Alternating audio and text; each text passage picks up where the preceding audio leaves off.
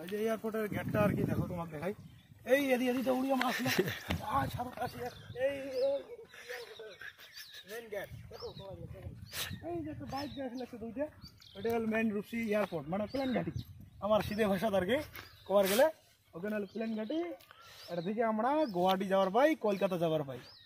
হ্যাঁ, সপ্তাহ 3 দিন যায় নাকি না কদিন আগত তো 3 দিন আছে, সঠিক না জানো।